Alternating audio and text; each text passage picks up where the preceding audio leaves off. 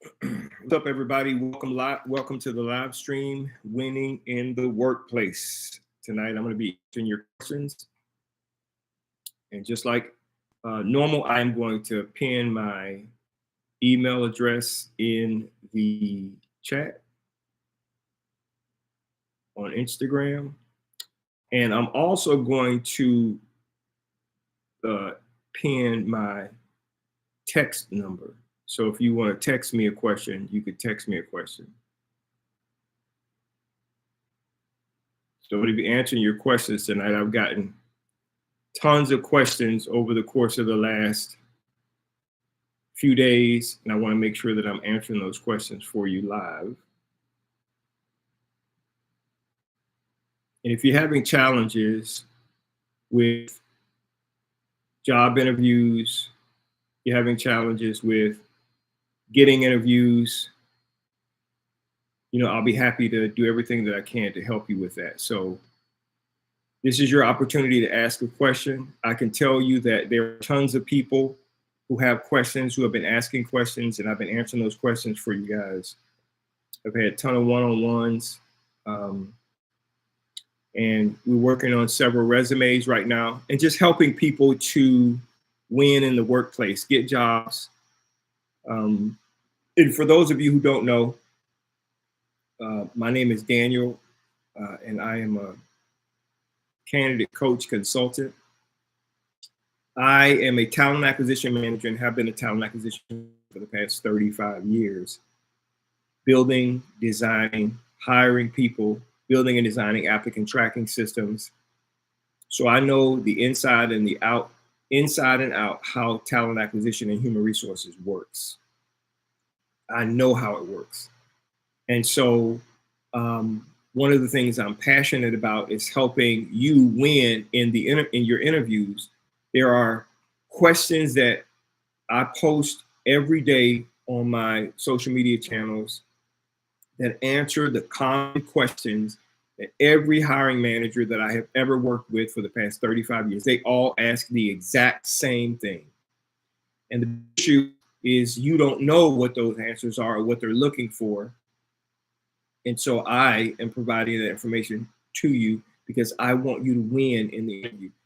A lot of times it has nothing to do with you being rejected from a job, has nothing to do with your technical expertise, your skill, or any of those things. It's because to the hiring manager, you didn't answer the question the way they wanted the question answered, right? And because I've interviewed tens of thousands of people in my career, I have helped more than 50,000 people get jobs. I have looked at more than 500,000 resumes in my career. I know exactly what they want. I know exactly what they want. In fact, I help them to shape the profile of the candidates that they want to see. So that's why I give you all of this information, because I want to help you win in your job interviews and win in the workplace. I'm going to be sharing tonight from the guide, the fastest way to get a job, because that question has been the question that has been on a lot of people's minds over the course of the past couple of days. I've gotten a ton of questions on you applying for multiple jobs and you're not getting callbacks, and you want to know why. Okay, so I'm going to talk to you about that.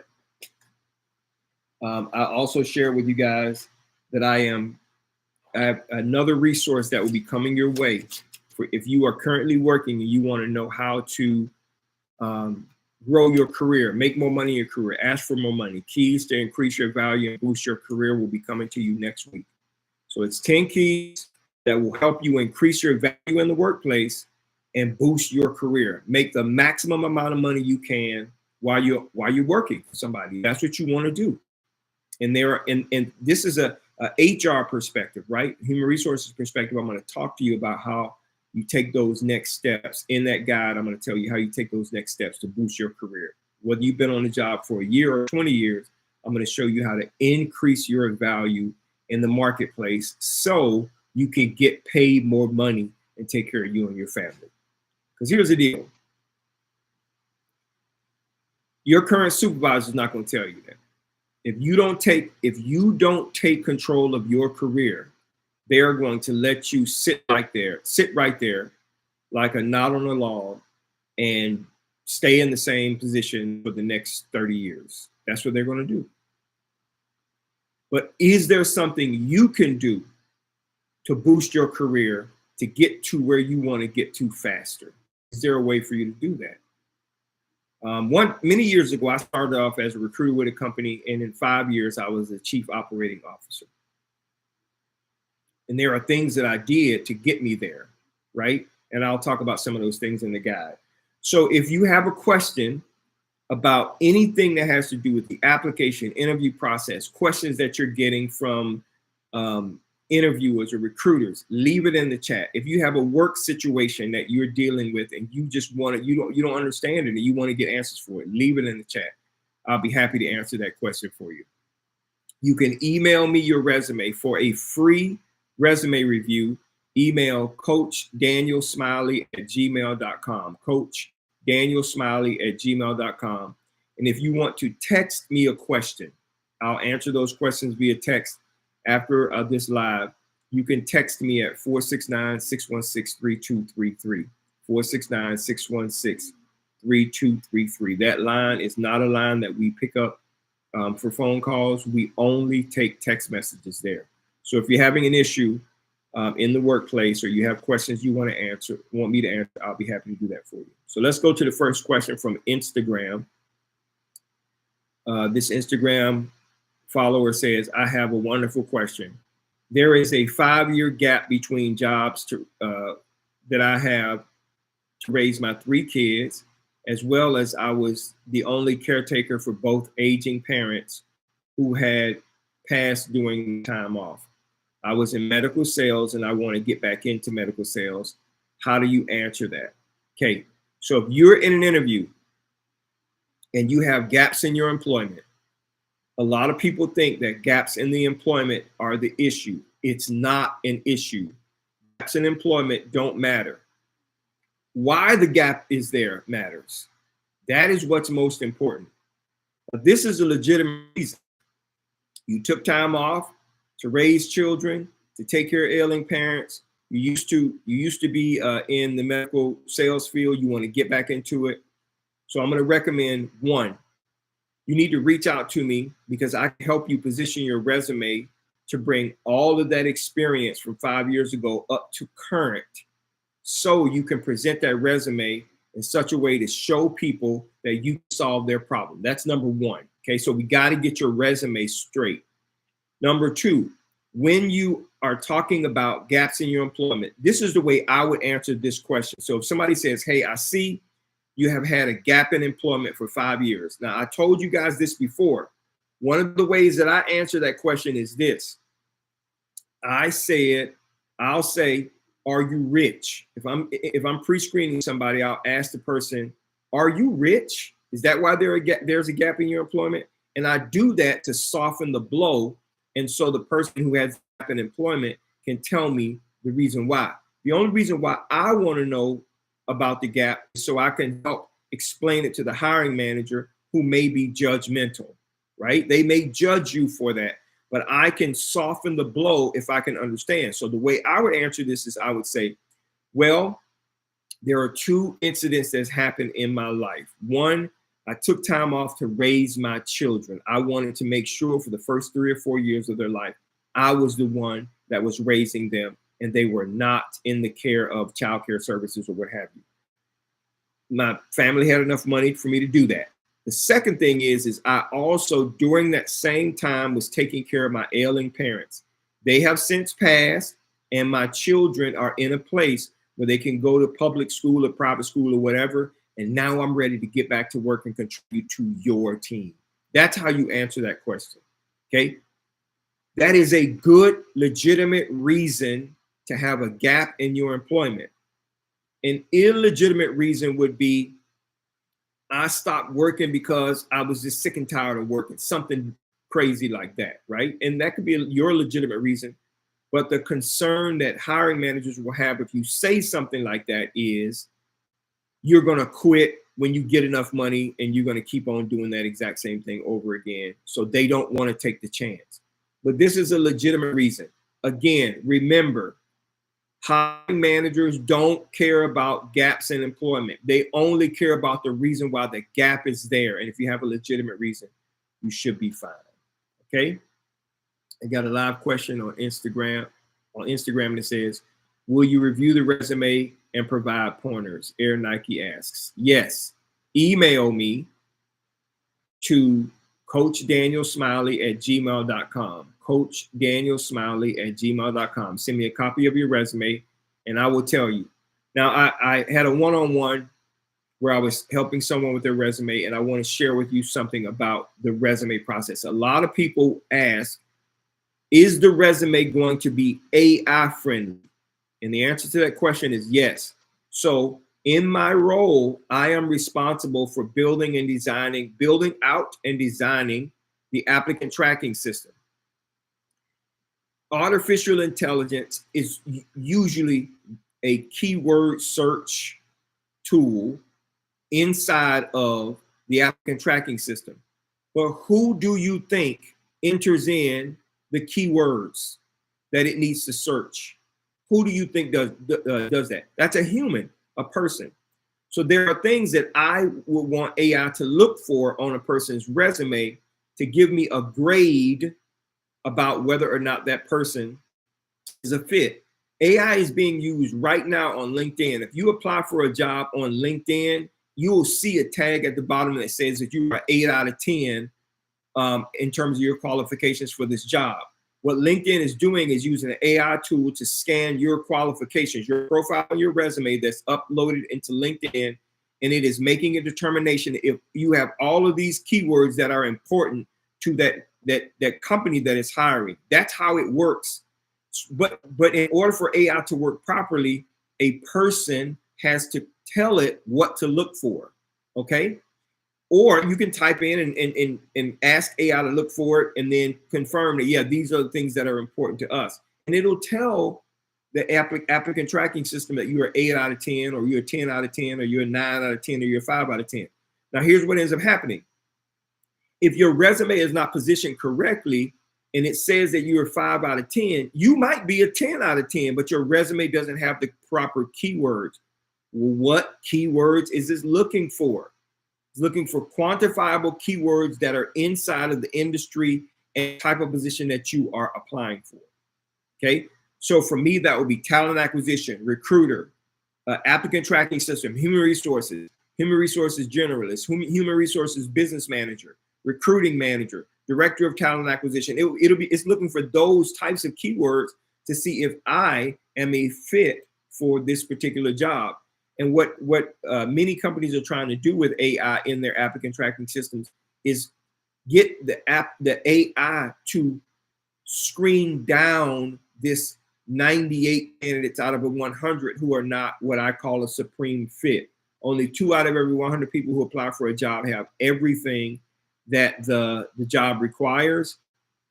So they're just trying to use AI to save them time, which is why you're getting a lot of you're submitting a lot of applications, but nobody's responding back to you because AI is weeding you out. Okay. But if you utilize the resume template that I created, it eliminates that problem for you. All right. Another question from IG. Mr. Smiley, thank you for your content. I need your help with getting the opportunity to get an interview. I took a low-paying job years ago since I needed the hours, becoming a single parent. Now my son is older. I am doing my best to get a better job or career, but no responses. Perhaps is my resume or network. Can you help? Yes. So here's the deal.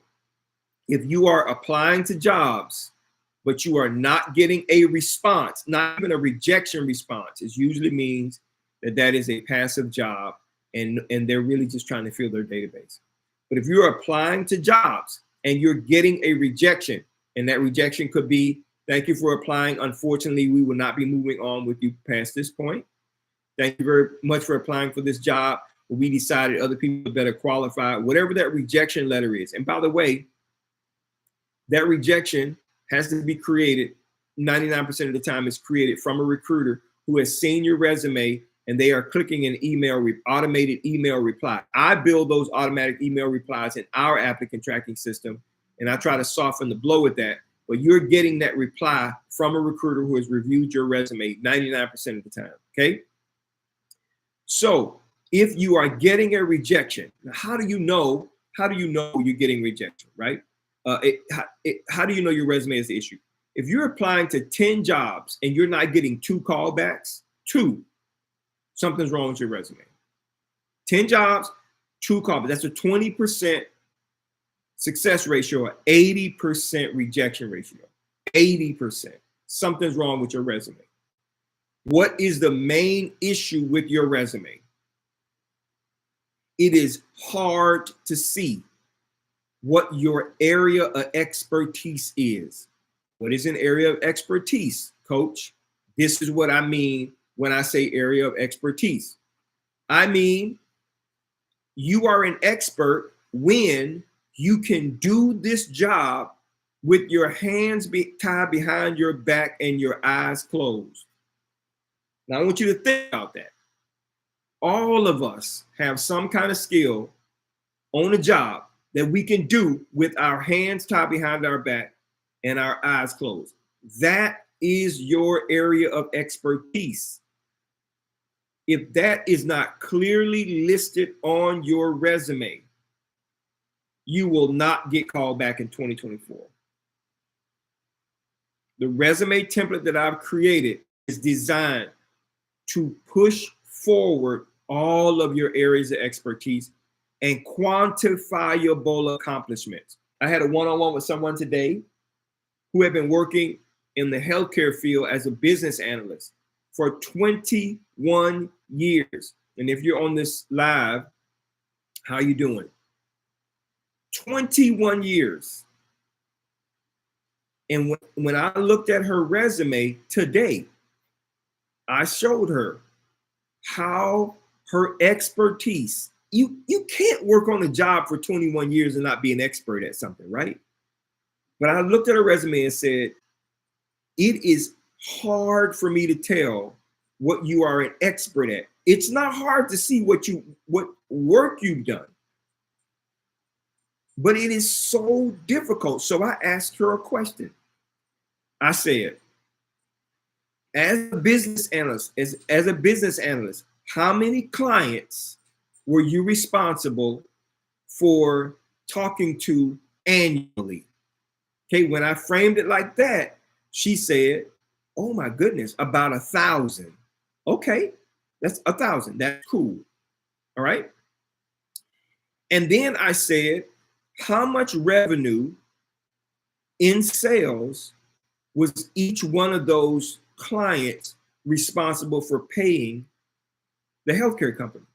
She said about an average of $200 per person. That's $2 million.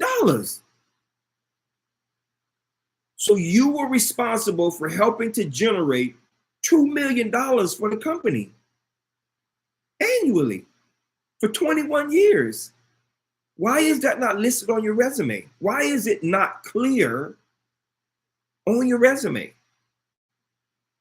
That's what recruiters are looking for. That's what hiring managers want to know. They want to know quantifiable accomplishments, things that you are an expert at, that you've done, that you are an expert at. That's what they want to know. Okay? So if your resume is not positioned in that way, you are going to have problems. I'm telling you, from a talent acquisition perspective, what I've looked for, what we look for, what the ATS look for, what the hiring manager wants to look for. I'll give you a simple example. You know, if a person is going to go in for a customer service call center job, one of the questions that will be asked in the interview is, how many calls were you responsible for taking on a daily basis? And what was your average call time, right? Well, there's a reason why they're asking that question. See, the hiring manager knows what the average call time is, what the call volume is going to be. Well, if you're a person that says, well, I was a customer service rep in a call center, and I only took 2 calls a day, and each one of those calls was about 4 hours each, and they're looking for a high volume call center rep, you're not qualified. Even though you have the experience as a call center rep, you're not qualified. So that is important. It is important that you have quantifiable accomplishments listed on your resume so hiring managers can see it and determine right off the first page that you are qualified for that particular job. If it's not there, you're probably not going to get called back. Okay? Next question. If you have a question, you can leave it in the comments. From Instagram, I'm messaging you per your request. I am inquiring on how to ask for more money after an offer has been made. I looked at the videos and didn't see anything pertaining to how to ask. Will you please help me? Okay. So this is how you position asking for more money. Now, I say this all the time. And if you have watched any of my lives, you know this. Always, always, always, not 50% of the time, not 20% of the time. Always, always, always ask for more money. Okay. Now, I give you the baseline for that. From a talent acquisition and human resources perspective, I am the one that goes out and does the salary survey, and I present that information to the hiring manager in that department about what the appropriate range in the market is for that job. That's what you see posted. That's the range that we're working within. The low number is entry level. The high number is senior level. The middle number, if you know the number in between, that's a middle level type person. Okay. But is there room for additional money in those numbers? Yes, there is. At least 10%. Okay. When I got my job 2 years ago with the company, they came to me with a number and I said, thank you, but no thank you. This is the least amount that I'm willing to accept. It was $7,000 more than what they offered. The CEO of the company said, based on his interview and the problem he says he can solve for us, I'm okay with going to that extra 7,000. Okay. Always, always, always, always, always ask for more money. So when you get an offer, this is how you position it. You say, thank you so much for this offer. I appreciate it. There's a couple things you want to ask. Number one, are there any additional incentives that go along with this offer? Sign-on bonus, annual performance bonus, reimbursement of educational reimbursement, in any of those things like that. It could be, quarterly bonuses. It could be operations bonuses, whatever it is, right? And then once they give you all of that information, you've written it all down, it needs to be in the offer. Then you ask that question. Thank you for this offer of $100,000. You ask it like this. Is the company able to go to 110,000? You're asking a question. Okay. Now, what if they say, well, what do you mean 110,000? Why do you want 110,000? Then you want to say, based on my skill and my experience and ability to solve this problem for your company in the marketplace, that range goes up to 110. Okay. They may come back to you and say no, but at least you asked. They also may come back and say, no, we can't do 110, but we can do 105. Still more than what you would have gotten. Or they may say, let me check. Yes, we can do 110, but no annual bonus, or we can do 110, but no sign-on bonus, whatever whatever it is. They have the ability to go up to that number. I'm telling you this because I know there's no organization that I have ever worked for who was not able to go an additional 2 to 10% above what the pay was asked for. Not one. So you always, always, always ask, even if you've gotten an offer. Okay. All right. Another question from Instagram. If you have a question, leave it in the comment section. I'll be happy to answer it for you. Okay. S Ford on Instagram says, I have an interview this Tuesday. The salary ranges from low to high. How do I request a higher range? Okay. So first of all, let me share with you how you determine where you fall into the range. Okay. 0 to 2 years. I'm just going to give you an example. If it's a $20 to $30 an hour job, the $20 number is for entry level. That's 0 to 2 years. The $30 number is anybody that's 8 to 10 to 12 years experience. That's senior. The $25, which is in the middle, that's for somebody who is mid-level, and that would be like 5 to 7 years. Okay. So the first thing you need to determine is where are you on the experience range. Okay. If you're at the high end, you 10 or more years experience. Here's how you play this. Okay. You get all the way through the process. Don't discuss pay while you're trying to get selected. Wait until they give you an offer first. Because if you try to pull out the pay card too soon, they can pull the plug.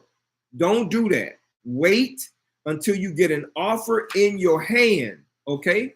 And then you can say, if you get my guide, what to get paid, what you're worth, how to get paid what you're worth, right? Or I have another guide that talks to you about how to the best way to negotiate pay. It'll tell you where to go research and find the appropriate pay range for the industry in your market and your position. And you should walk in with that data. You should not walk in there not knowing what the common pay is for your position in that market. You should never, ever walk into an interview not knowing that. Then you make sure that your appropriate experience is attached to that pay range. And then if it is, let's say you are a $25 an hour person, when you get the offer in your hand, you go back to them and ask, are there additional incentives and can the company go to $27.50? You always want to do that. I hope that answers your question. Okay. If you have any questions, you can leave it in the comment section. I'll be happy to answer. Here on Instagram, thank you, Coach, for your time tonight. I have 2 job interviews next week. I am a registered social worker in Edmonton, Alberta, Canada. Thank you for watching from Canada. I would appreciate any interview tips. Thank you. So, Aaron, if you are serious about, well, I wouldn't say you're serious. I know you are. If you want to give yourself an advantage in the interview, schedule a one-on-one with me.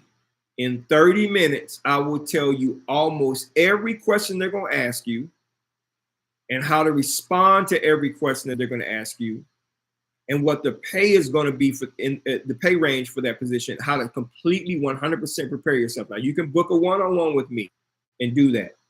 The other way you can do it is if you go to the link in my profile, there is a guide, what you should know before you go. All of the things that you need to know before you walk into an interview, okay? It'll tell you where to go research the pay, how to position yourself in that way. All of these things.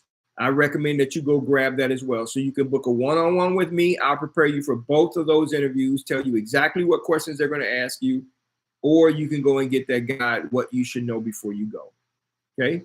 But you do not want to waste this opportunity. You have an interview. They've seen your resume. They like your qualifications. What is the next step? Why don't they just hire you? Because they're trying to determine your likability and your ability to fit on the team and, you know, all of those things, okay? So don't waste the time. Go get those guides or book a one-on-one with me and I'll be happy to help. All right, if you have a question, leave it in the comment section. I'll be happy to answer that question for you. All right. Another question from Instagram. Greetings. I have previous experience in human resources from 20 years ago. It is not listed on my resume because it's old. My first degree is in business minoring in HR management. Perhaps I need to set up a one-on-one. Is there a fee? If so, how much? Okay, so yeah, there is a fee for one-on-one. It's $60 for 30 minutes. And I'm going to tell you how to make your 20 years ago HR experience relevant for 2024. Okay, listen to me. Everybody listen. Okay, I want you to listen to me very carefully. All right. Experience matters. It transfers. Okay. I used to do sales in the early 90s, door-to-door sales. Do I still know how to do sales? Yes. How do I list that on my resume? I list it as one of my expert skills. I have the ability to do presentations, close sales, and produce revenue for a company from a sales perspective. I used to sell in the staffing business. I know how to sell. I built a company from the ground up. I know how to sell corporate clients. I know how to generate multi-million-dollar contracts. It doesn't matter if I did it 40 years ago. Sales is sales. HR is HR. It's the same thing. Now, how do you get past it?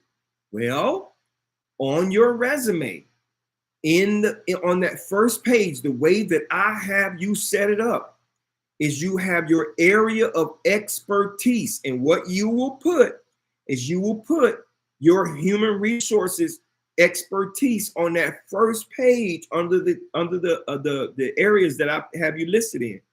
And it'll talk about all your expert experience in human resources. Okay. So when a recruiter for an HR position or a hiring manager for an HR position sees your resume, the first thing that will smack them in the face is all of your HR experience.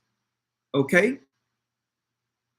Why is that important? Because that's all they care about. They don't care about everything else you did.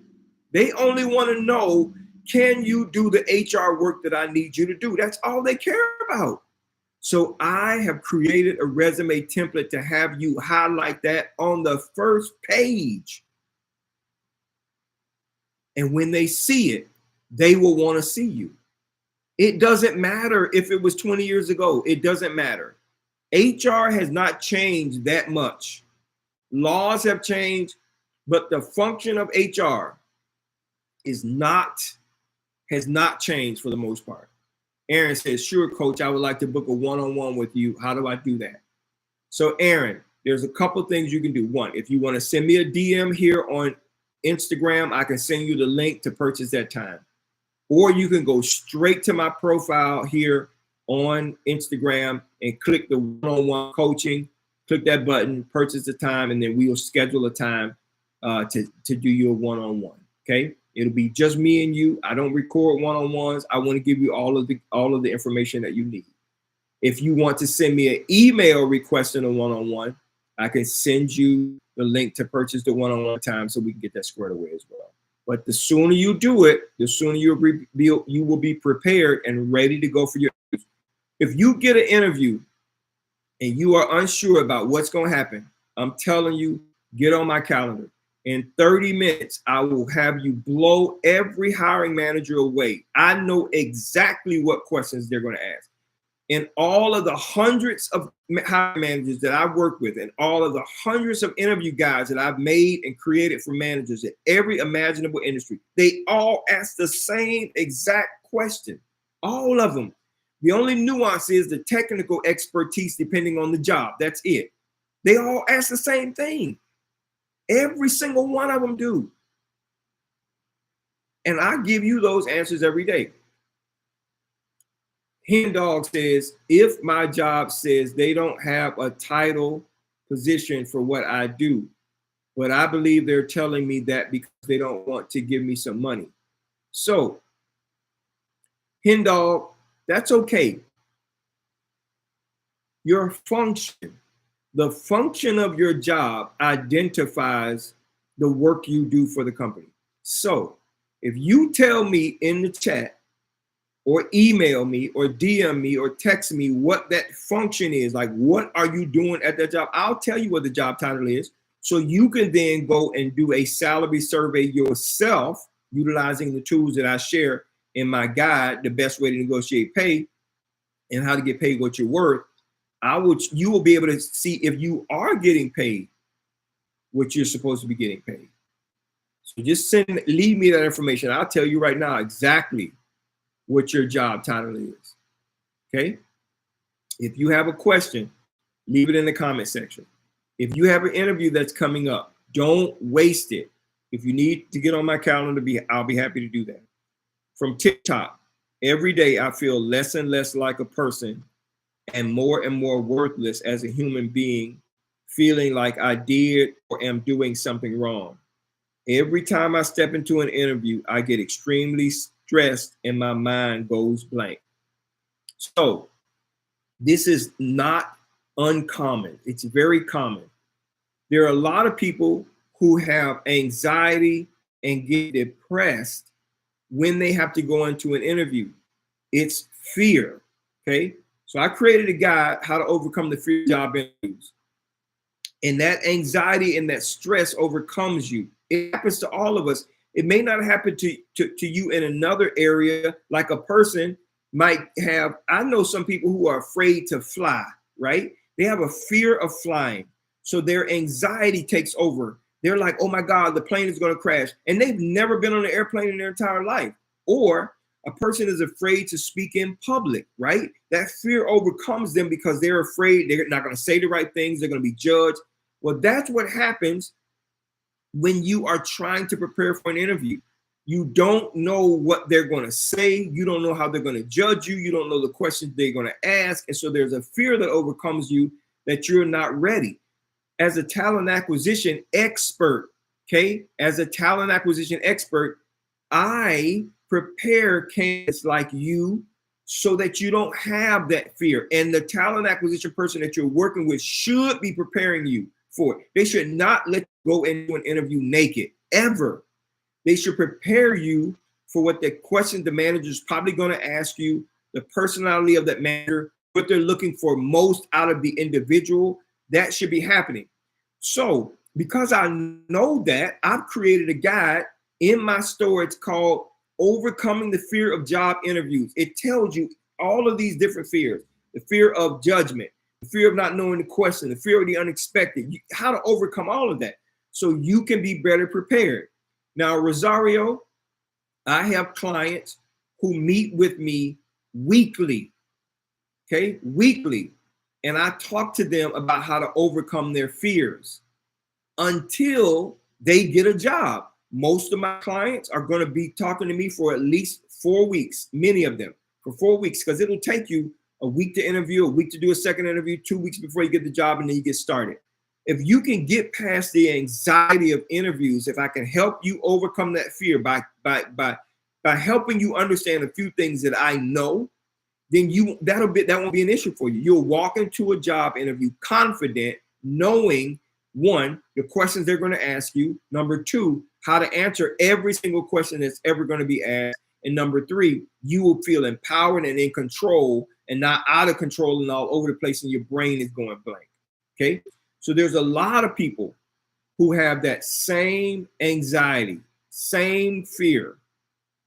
And since I know that, again, I try to prepare every candidate before they go into an interview so they can avoid that. If you have a question, leave it in the comment section. I'll be happy to answer it. Rosario, would you share some advice on a higher view interview preparation? This is about role as a sourcing analyst at Burlington. When you say sourcing analyst, are you talking about human resources? Are you talking about sourcing for materials for the organization? Let me just take a look at something real quick because I want to make sure I'm giving you all of the right information.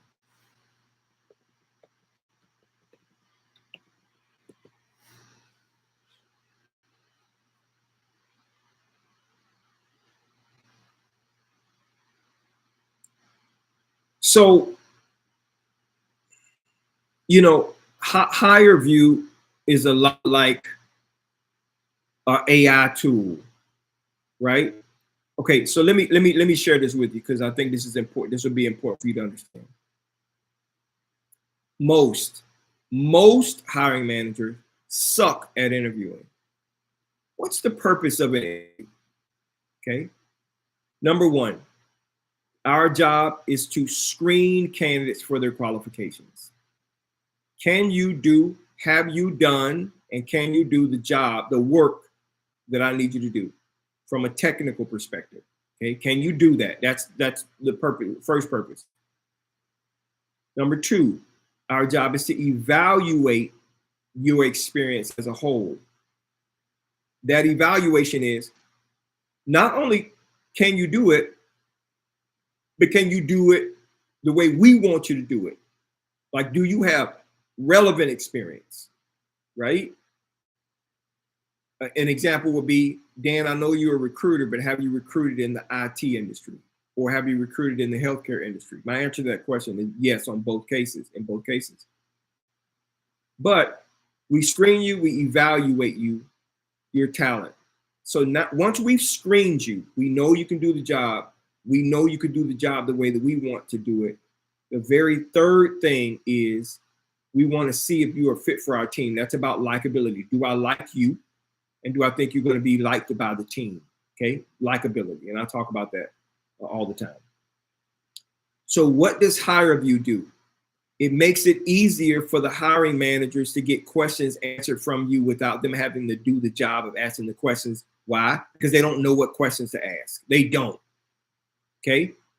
If you take 10 hiring managers in an organization and you do not give them an interview guide, all 10 managers will ask different questions. Okay. And that's not good. You want all of the hiring managers to be asking the exact same question of every single candidate so you can compare apples to apples, okay? What HireView does is that, essentially, because organizations like HireView realize there is so much inconsistency with hiring managers' interview process, and it creates a very stable, consistent interview. So here's how you overcome all of those questions. I'm starting to do a series on all of my social media platforms about how to reframe interview questions, okay? So for instance, when HireView asks you, hypothetically, how much money would you like to make? And it requires you to put a number there, right? If it's a free form field, I put I'm open. If it is a field that makes you put a number in there, then you're going to make sure that you put the top end number, for the most part, for the position once you do the salary survey. Now, why are they asking you the pay question? Like, why on earth is that a question in the pre-screen? Because they're trying to make sure that they're not wasting their time interviewing somebody they can't pay. Okay? So HireView will ask those questions like that. So if you learn to reframe the questions to ask them and understand what the hiring manager is really trying to ask, like, why did you leave your last job? What they're really saying is, I want to know if you're the kind of person who would leave this job if we gave it to you, right? That's really what they're saying. They don't want to know the details of why you left your last job, or what did you think about your last manager? I mean, how did you get along with your last manager, right? The question that they're really asking is, will it be easy for me to get along with you? That's, if you learn to reframe the question, it'll be a lot easier for you to answer. So when you're looking at these hard questions or these AI questions, try to reframe the question so that you understand from that perspective. I hope that helps. If you have some other examples of those questions and you want to DM me, email me, text me, or do a one-on-one, I'll be happy to tell you how to answer every one of those HireView questions perfectly. Jasmine says, does nursing staff coordinator have right to doctor's notes, or is it only the HR for HR purposes? between me and HR. Curious to know because I was out sick for a week. Does nursing staff coordinators have right to doctor's notes? Okay, so there is a thing called HIPAA, and your medical history is private. Okay, so anybody that's in your organization, obviously you're supposed to give that information to human resources about why you were out sick. Okay, and from an HR perspective, we protect your privacy. Okay, so we will not share that information with a hiring manager. We're not going to give the gory details. We don't do that. Okay, because that is violating your rights and your medical privacy. Okay, we just don't do that. We coach and advise the hiring manager or your current supervisor on whether it is a legitimate reason or not, right? And whether they can move forward with it or not, or whether it's a point off or not, if they have a system for attendance. We'll do that, but we're not going to share, oh, she was out because she had a paper cut on her finger. We don't do that. HR protects your medical privacy. I hope that answers your question. If you have a question, leave it in the comment section. I'll be happy to answer that question for you.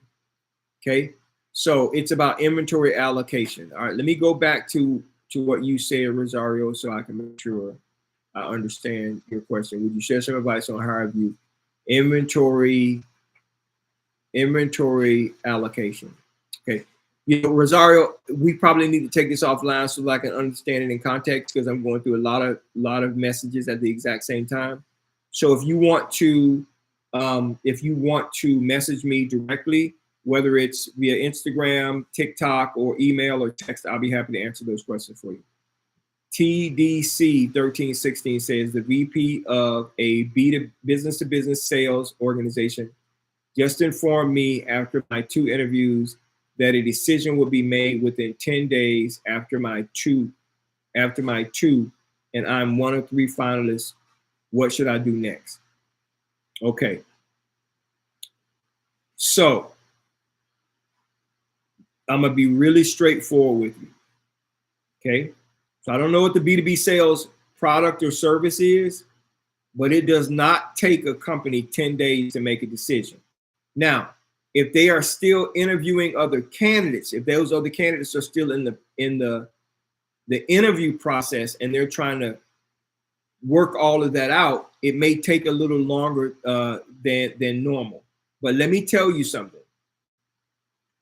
The normal time frame for a decision to be made by an organization should be if they have interviewed everybody. Let's say they had 3 interviews and all of the interviews are done. 24 to 48 hours, they should know an offer needs to be going out to somebody. 24 to 48 hours, not 10 days. Okay. So if they have other interviews down the line, that's cool. Then after they have finished that last interview, 48 hours, you need to get a decision. Don't let people jerk you around and keep you in limbo. Don't do that. So what you need to try to find out is when is the final interview for the final person if it hasn't already been done. If it has been done, push to get a response within 2 business days following your interview. Okay. And the way I explain it is you send them an email, just trying to get a follow-up because your life needs to get moving. If they don't respond to your email within 24 hours, call them. If they don't respond to your call within 24 hours, go to the location. Get them to give you an answer, okay? A lot of people say, hiring managers or some people may say that's stalking. No, it's not. You should not be left in limbo. I'm telling you, from an HR and talent acquisition perspective, we know the answer to that question. After every interview, ask hiring managers to give me an answer on a person by the end of the day. Or if they have multiple interviews, give me an answer by the end of the day following their final interview. They know. They know. And if I need to help them to make that decision by making a comparison, I will help them. But and this is what I tell hiring managers. Nobody's going to wait around for you. If you want this person, you need to pull the trigger. They're not going to wait around on you. They're not. There are other companies that are out there interviewing this person as well. They are not going to wait on you. So make a decision. I don't care if it's candidate 1, 2, or 3, but you need to make a decision now, right? That's what I tell hiring managers, and you should do the same thing. FYI, coach, I sent you an email to book a one-on-one interview prep. Thank you so much, Aaron. I will take a look at that once we get off, and we can get you scheduled. All right. Okay, Jasmine says, thank you. You're welcome, Jasmine. I appreciate your thank you. Killer 0707 says, very helpful advice. You are welcome. Thank you so much. Killer says, great page. I appreciate you. Thank you so much. I appreciate you. Thank you so much. All right. From TikTok, my brother, I apologize for reaching out in such a state of distress, but I'm struggling deeply. I've been out of work since June of 2023, and I am now essentially homeless after my last contract ended. It's disheartening, especially considering that I hold a master's degree and have significant experience as an instructional designer with 18 years at Morehouse College, along with time at Kennesaw State University, CDC, Maximus Government Service, and Humana Health. I'm reaching out in hopes of finding any support and guidance you can offer. So if this is you who sent me this message, if you're on this TikTok, and I may have already responded to your message, we need to talk, okay? So let me explain to you kind of what we need to do. First thing I need to do is I need to get my eyes on your resume. That's first. I'm going to share something with you that I did today in a one-on-one with somebody. The second thing we'll need to do is once we get your resume in shape, I'm going to tell you exactly how to find jobs. So this person who I was on a one-on-one with today, I did a live search on one of the tools, and I said, I'm going to put in this search, business analyst, and I'm going to tell you how many jobs that are out there, because this person didn't know how many jobs were out there.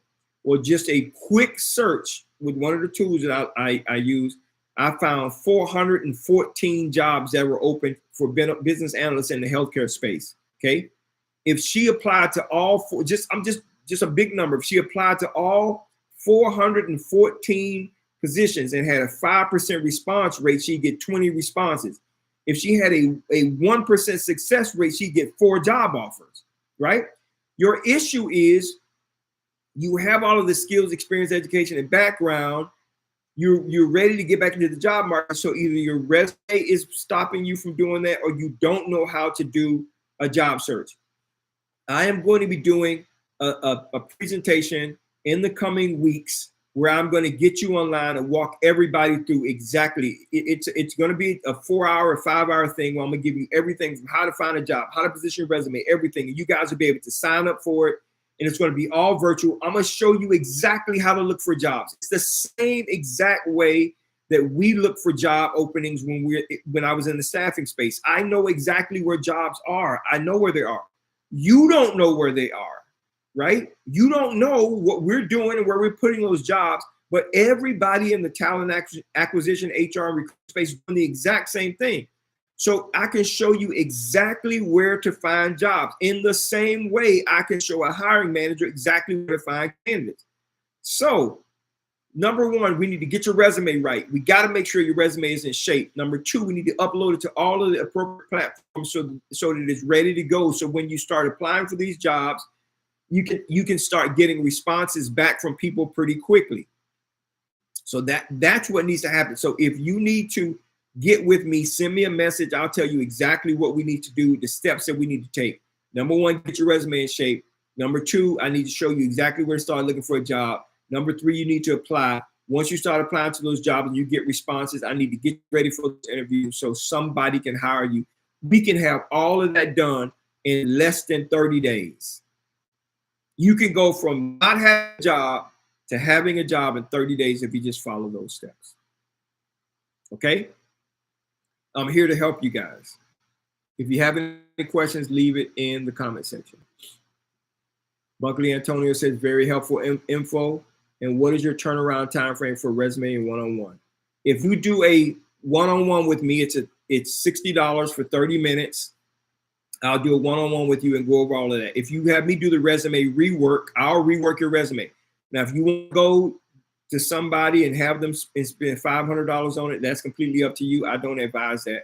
My resume rework service is $75. I have the resume back to you in 3 business days. Okay. And it'll be in a position that is AI, applicant tracking system ready. You'll be able to take that same resume and upload it to Indeed, LinkedIn, ZipRecruiter, CareerBuilder.com, any one of them, the moment you get it. Okay. So that's how I do that. All right. AD McGee says, Coach, I was just laid off and I want to support her and pay her one-on-one with you. Okay, good. So send me an email or click the link in my bio if you want to support, if you want to pay for a one-on-one for somebody, click the link in my profile, click the one-on-one, and in 30 minutes, I will walk whoever it is right through exactly what they need to do. My commitment to you is if you follow what I'm telling you, you do a one-on-one with me. If you follow what I'm telling you to the T, you will have a job in 30 days from the day that you and I talk. 30 days. I don't care if you're on a job and you're moving to another job or you're switching. I don't care. I will show you what to do and you will have a job in 30 days because I know the game. I'm the one that is responsible for managing and running the game. Okay? I hope that helps. If you need help with your resume, send me an email, CoachDanielSmiley@gmail.com.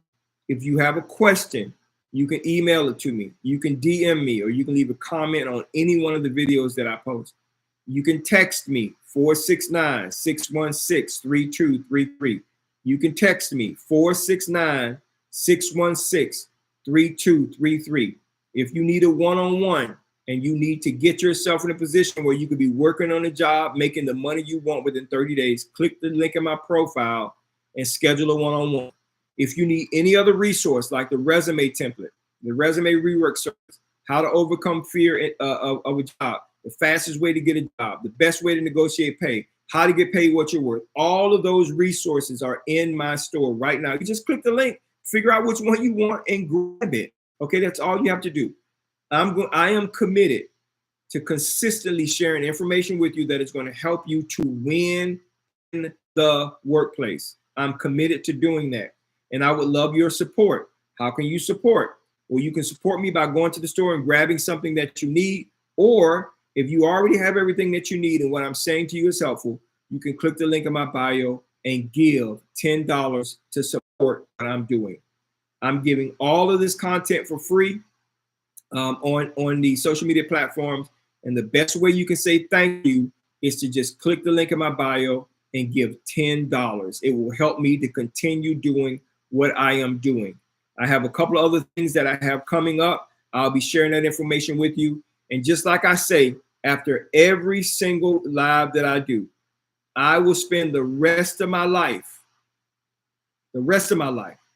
helping you get to the next level in yours. If you're not following me, please follow me, and I will see you guys on the next live. God bless you and have a good night.